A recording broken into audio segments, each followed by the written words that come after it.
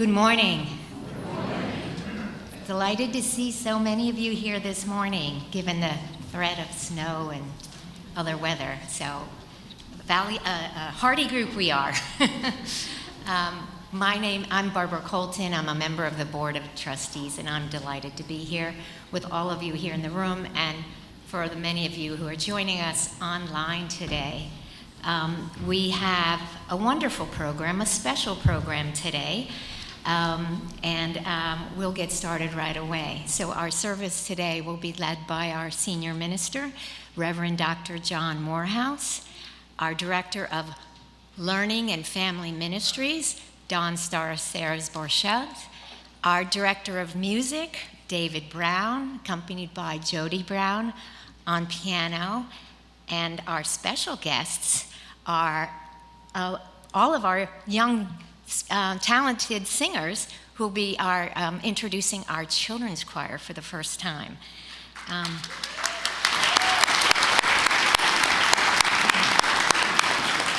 Very excited to hear this. Our worship associate today is Bob Barker. And now, we are a community centered on love. We are gathered here today, as we do on many Sundays, to be nurtured with hope, caring, learning, and meaning together as we think about how we can help encourage more justice in the world for others. So now, let us begin the service and join together and say our mission statement. Together, we transform lives with love, service, and our welcoming faith.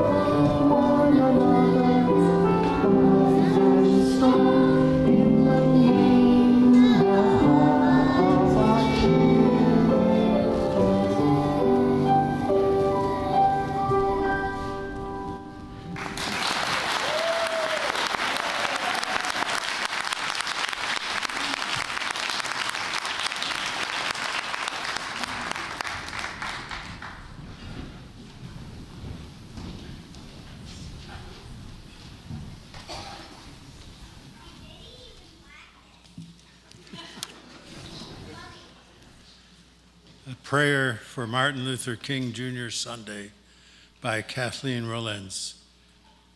Spirit of justice, God who befriends those who stand upon the edges of decision, crucial and alone. We are grateful to be together this morning. We gather especially to remember Dr. Martin Luther King Jr. But not only him, for there were thousands of unnamed women and men who put their bodies and their lives on the line so that all of us may be free. And yet, freedom comes at a cost. And we know that racism and homophobia, ageism and ableism, sexism and classism, all of these often unacknowledged realities prevent us from fully knowing one another, from creating the beloved community spoken of by prophets and ordinary persons alike. May the work of Dr. King continue to eradicate injustice wherever and whenever we encounter it. May we continue to speak out against injustice, to speak even if we are afraid our words will not be heard or welcome. May the spirit of Dr. King continue to flow through our daily living. May we have the courage of Dr. King as we continue to stand up for justice, reconciliation, and truth, despite challenge and controversy. Dr. King went to the mountaintop. He saw the promised land, and he reassured us that we will get there one day. May that be no paradisal dream, but a reality in our own time. May it be so. We now invite you to rise in body or spirit as we sing the opening hymn. It is hymn number 1024 in the Teal hymnal, When the Spirit Says Do. The words are also projected on the screen.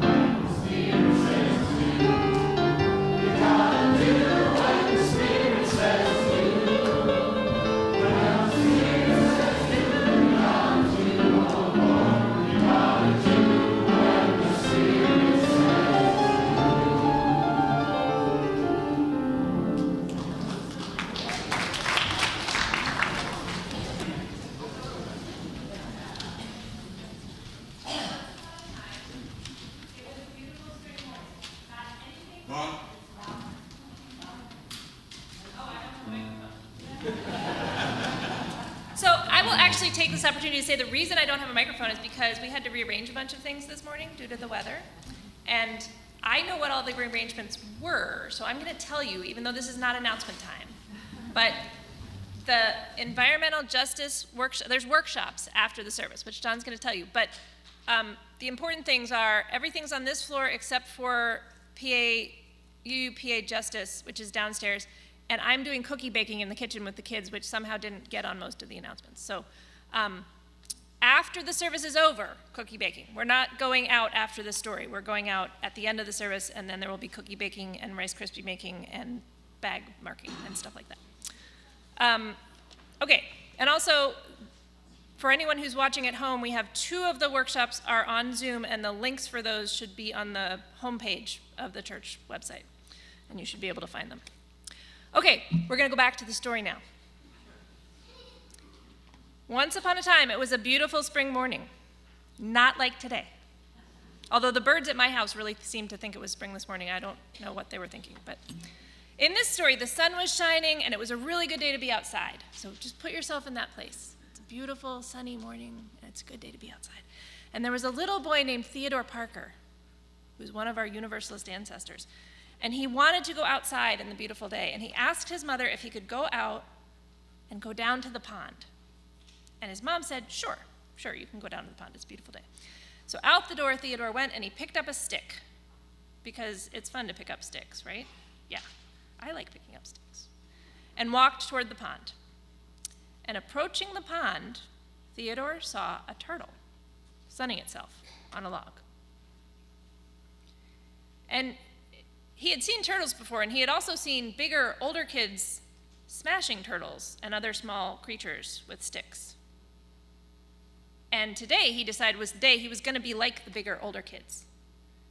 And he picked up his stick, and he picked it up, and he raised it above his head, and he was ready to bring it down, crashing on the turtle, when suddenly he felt a voice inside him saying, no, this is wrong. Theodore was so astonished that he didn't bring the stick down on the turtle, but he turned away with the stick still over his head. And he was halfway home carrying the stick over his head before he realized he was still holding it up, and then he dropped it. Because he was really confused. That had never happened to him before. And he ran home and he said, Mother, Mother, and he told her about raising his stick and then being stopped by the loud voice in his heart that said it was wrong. Mother, what was that voice that told me right from wrong? Theodore asked. And his mother gathered him close to her, and tears started down her face. And she said, oh, Theodore, you did the right thing. Some people call that inner voice conscience, but I like to call it the voice of God inside you, helping you make decisions to live a better, truer life. If you always listen to that voice, you will never go wrong. And that's what Theodore Parker did. He grew up and he became a great leader and a Unitarian minister. He helped enslaved people escape, and he worked for better conditions for the poor and taught people that love and justice go together. I wonder which part of this story is the most important to you. I wonder where you are in this story. I wonder who has had experiences of knowing something was wrong and walking away from doing that. I wonder how that felt. I wonder how you knew what it was you were supposed to do. So we are not singing the children out to their classes because about half of you are singing in here for the rest of the service. And afterwards, come bake cookies.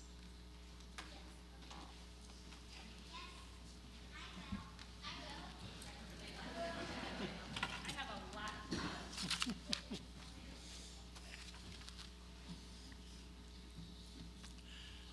Each month, MLUC selects an offering outreach partner, a local charity with whom we will share half of what we collect during our Sunday service offerings. The recipient of MLUC's January offering outreach is the Volunteer English Program, which has been serving Chester County for 38 years. This nonprofit organization fulfills a huge need in the community to welcome all immigrants and refugees who seek to learn and improve their English language skills and to increase their cultural understanding of the United States. I think I could go to that class. Volunteer English Program connects volunteers with adult English language learners to provide one-on-one tutoring and cultural enrichment that supports their desire to succeed in their new country. There is a long waiting list, and there is always a need for new volunteers. You do not have to speak a second language to participate as a volunteer.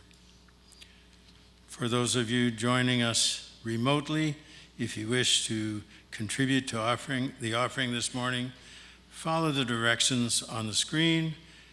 If you are in the sanctuary, you can scan the QR code on the back of the program to make a cashless donation. The offering will now be gratefully received.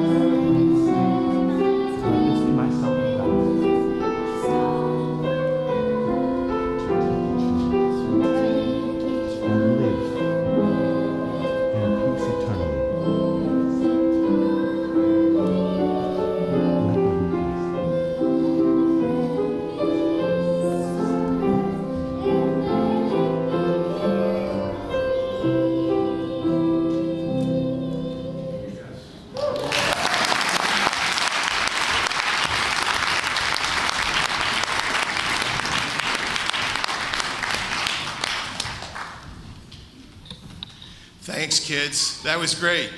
Yeah. Let's give them another round of applause. Come on.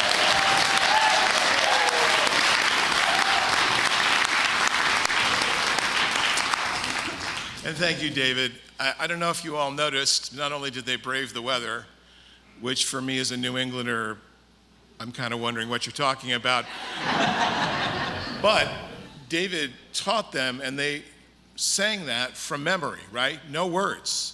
So that's really amazing. And this is the beginning of a children's choir. And if you read our newsletter last week, there was a picture in there with a very rambunctious child of nine. And it was the beginning of that children's choir. So things come around, right? Yeah, that's great. Thank you, David. And thank you all for being here today. I really appreciate it. I appreciate the many families who showed up, and some of them are newcomers. Welcome to our congregation. So glad you are here. This is a time of rejuvenation. Actually, the sanctuary is pretty full for the threat of the weather, so I am thankful for you all showing up. And folks online, I hope you're comfy. Grab another cup of coffee. We still have a little bit to go.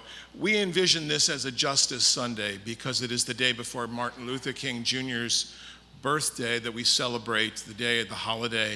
Of course, it's also the day before the inauguration. And we all realize the paradox of that.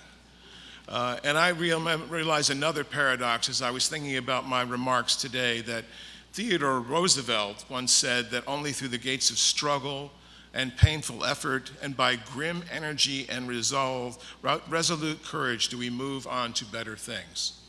And he was a complicated person too, as well. Although he said those things, Teddy Roosevelt was really an imperialist in every way. Like his distant younger cousin FDR, who took that vision to a larger New Deal, I think Teddy Roosevelt at least understood that power does not give up power willingly. We are in the midst of a different kind of revolution now, my friends. And we're going to need to enliven our spiritual dimension by walking alongside those who need us most of all. Not only the people who walk into our sanctuary here, what I'm calling a sanctuary of hope, but those outside of our walls. And I think it is possible to actually make a difference as consistently and as quietly as we will do in this quiet revolution. As Ellen DeGeneres once put it, in the beginning there was nothing, and God said, "Let there be light." And there was still nothing, but at least you could see a little bit better. We're hoping to be able to see a little bit better this time. I first came to Chicago as a graduate student at the University of Chicago when Harold Washington had become mayor for the second time, an African American, the first in Chicago's long history. And those of you who know anything about Chicago politics, that was a big deal. I think today about Chicago as well because it is rumored that this will be where the first deportations happen. But then I also read this morning that now they're rethinking that because everybody knows that Chicago will be the first place for deportations. That's what I mean by the quiet revolution. And we've come a long way since, and yet there's so much farther to go. And I'm glad that Dawn Starr told that story about Theodore Parker and the turtle, because that is a true story, or if it isn't true, it should be. And Theodore Parker was one of our great ministers of the 19th century. He helped so many enslaved people out of slavery and into mostly Canada, where they were free. And he kept a loaded pistol on his desk because he was a marked person. These struggles have been going on for a long time, and they are still happening now.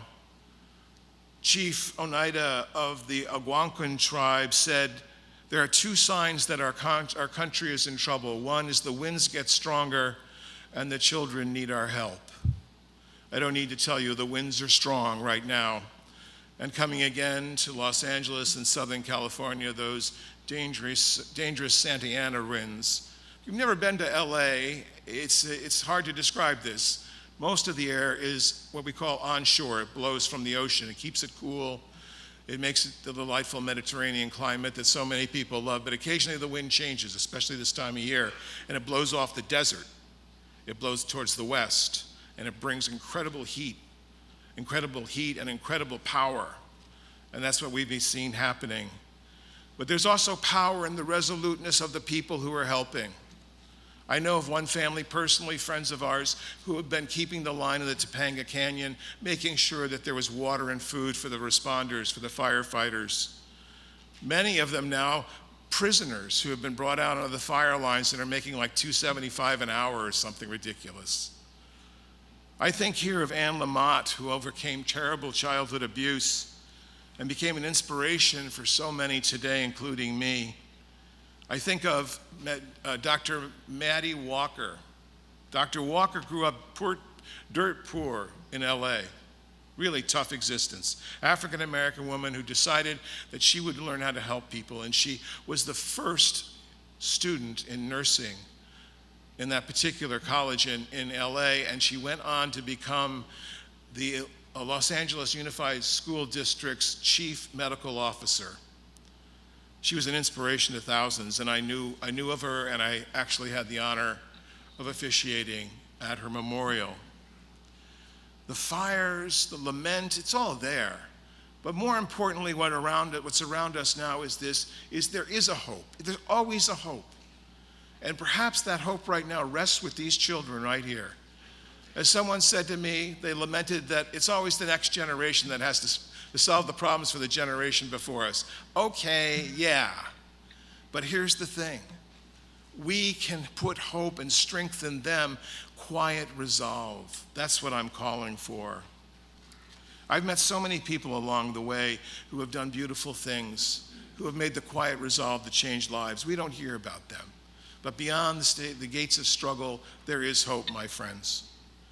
The day before Dr. King died, he was speaking at the Masonic Temple in Memphis, Tennessee. He was supporting a sanitation workers' strike, garbage men, and he said there, "I've been to the mountaintop. I'd like to live a long life. I just want to do what God wants me to do, and he's allowed me to go to the mountain, and I've seen the promised land, and I may not get there with you, but I know you will get there someday." Someday is still before us, friends.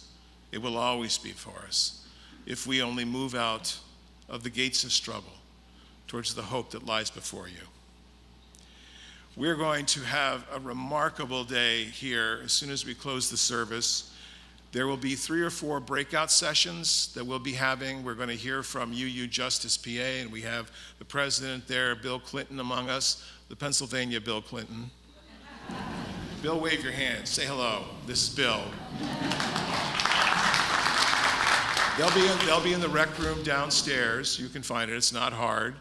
And then in the library, we'll have the folks who are supporting our trans population, Arrive Therapy. They're partners with us now. We're actually supporting them, and they're supporting us. That's going to be a Zoom conference because the folks didn't want to travel this far in to see us. And then in the McGinnis room, we'll have our environmental justice folks, the Biodiversity Project, and you'll want to go there. And here in the MMR, our own, as if he's not doing enough, our own David Brown is going to talk about organizing in communities, because that's his sort of other great passion, is organizing communities. We can do a lot here, friends. And of course, cookie baking. Don't forget cookie baking, because you got to feed the people to be able to do the work. All right. We're going to have one more piece from music, and then we'll close it off with a benediction. So let's have that piece of music. Thank you.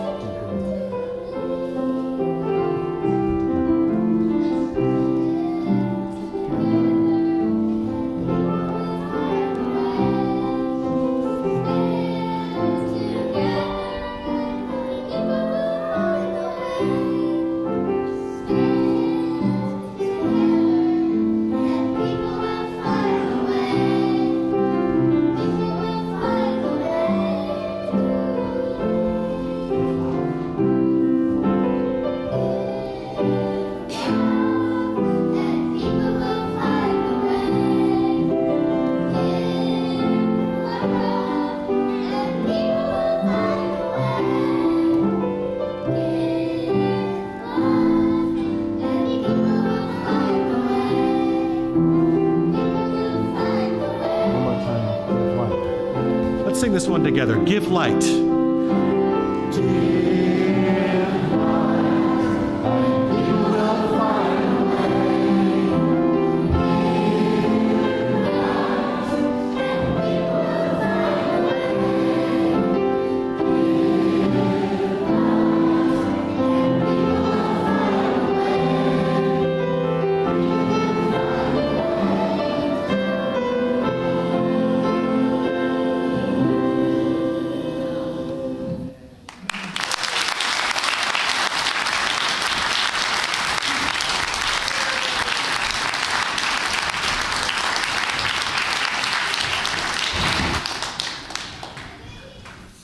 I close with these words.